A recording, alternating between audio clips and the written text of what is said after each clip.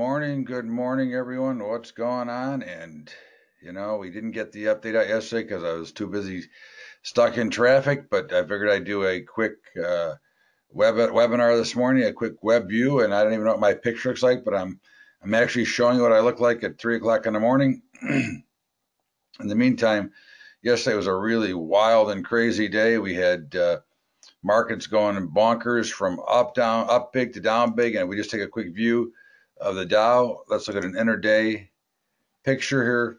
We've got a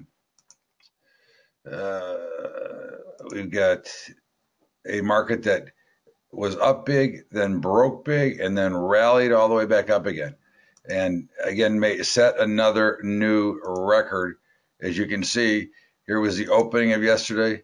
And then, of course, we got down almost a 270 point, almost a 300 point move back and forth before finishing somewhere near the flat line. The S&P was very similar. As you can see, they'll all be pretty similar. Russell, not a little bit weaker, and of course the weakest, which has been the strongest, was the Nasdaq, which actually closed well down on the day. So it's something to keep an eye on. Gold continues to break out to new highs or new recent highs, and it's beyond me to tell you that it can't go higher. Certainly 1362, it should trade to 1365 overnight, but 1362 was a pretty solid level, and I don't know whether we'll get through there or not. Not going to predict it, but I would certainly not be a buyer here. If I were going to trade this, I'd have to be a seller. So I can either sit back and observe or be a seller. Oil continues to be bonkers as it breaks out and continues to make new highs. I think the bigger story, though, is, is the weakness in the dollar, which is plummeting. Now, you've got Super Mario Draghi coming out this morning to talk about what the ECB is going to do, and God knows what they're going to do. But certainly the euro currency has been flying, which is indicating that there is something going to happen. And, listen, I can't imagine. I mean, we were short the euro and get stopped out yesterday. But at the end of the day, I mean, we've got the market we've got, and we're going to have to trade it as such. But we are starting to see some more volatility check into this market.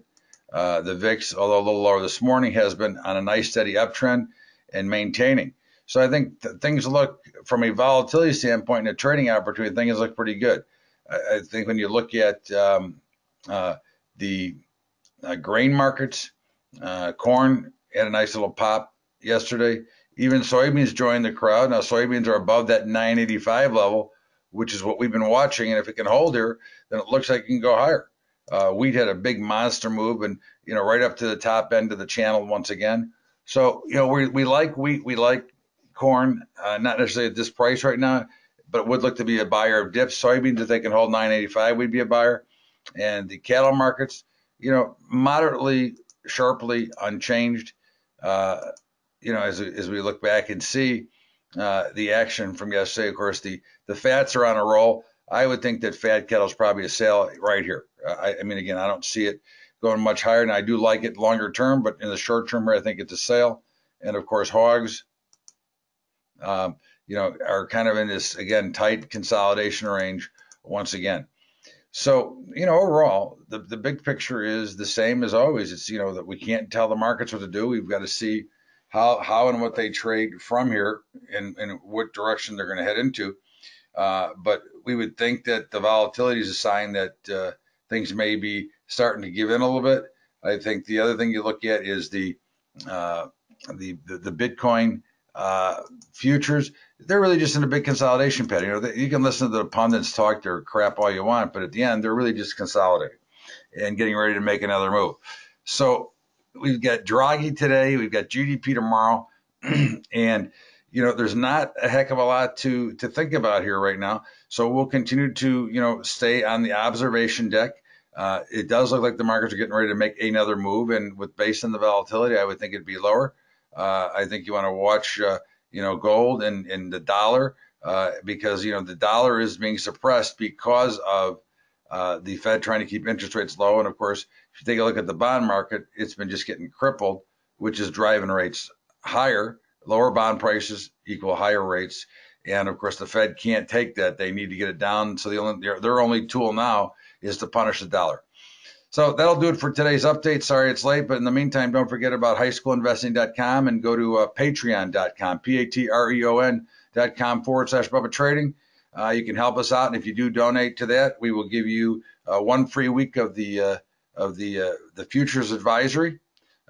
Certainly, you can check it out, and you can see our swing and day trading. And no credit card required. Just once I see you sign up, I'll send you the link, and you can start to follow along with our trades. In the meantime, we will see you back here actually today, later after the market closes. But we wanted to get this out and also remind you that Mario Draghi is reporting. This is Bubba's Daily Update. We'll see you back here later. Everybody have a great trading day. Good night, everybody. Good morning, everybody. Goodbye.